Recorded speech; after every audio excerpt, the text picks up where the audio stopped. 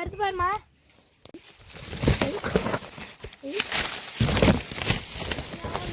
வராது முடியாது. Hi friends, அனைவருக்கும் வணக்கம். இன்னைக்கு என்ன வீடியோ பார்க்க போகிறோம்னு சொல்லி பார்த்தீங்கன்னா, மாங்காய் தோப்புக்குள்ளே போயிட்டு மாங்காய் வாங்கிட்டு வந்தோம். அவங்க நீங்களே பறிச்சுக்கொண்டாங்க. அதை தான் பார்க்கலாம் வாங்க இந்த வீடியோக்குள்ளே போயிட்டு. வீடியோ ஸ்கிப் பண்ணாமல் பாருங்கள். உங்களுக்கும் இந்த மாதிரிலாம் மாங்காய் தோப்புக்குள்ளே போயிட்டு மாங்காய் பறிச்சு வந்த அனுபவம் தான் மறக்காமல் கமெண்ட் பாக்ஸில் கமெண்ட் பண்ணுங்கள். வாங்க நாங்கள் போய் எப்படிலாம் பறித்தோம். இந்த மாதிரி மாங்காய் தோப்புக்குள்ளே போயிட்டு நம்ம கையால் மாங்காய் பறித்து, அதுவும் ஃப்ரெஷ்ஷாக அந்த மாங்காய் மாட்டிலேருந்து நம்ம கொண்டு வரும்போது அவ்வளோ ஒரு ஹாப்பியாக இருக்கும். நமது தோப்பு இல்லைனா கூட நம்ம தோப்புக்குள்ளே மாங்காய் பறிச்ச மாதிரி அவ்வளோ ஒரு ஹாப்பினஸ்ஸாக இருக்கும். அது ஒரு சொல்ல முடியாத சந்தோஷம்.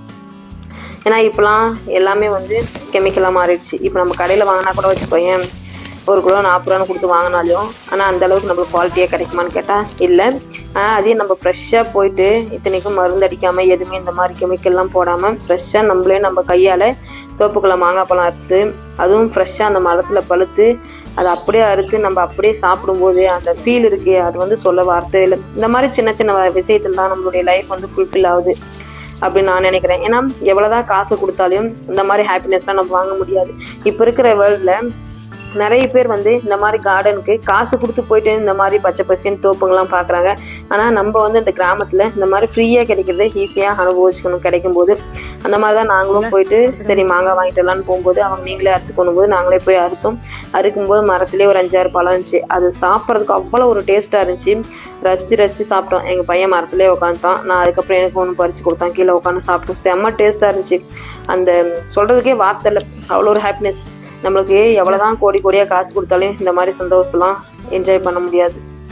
உங்களுக்கும் இந்த மாதிரி அனுபவம் இருக்கான்னு சொல்லிட்டு மறக்காமல் கமெண்ட் பாக்ஸில் கமெண்ட் பண்ணுங்கள்.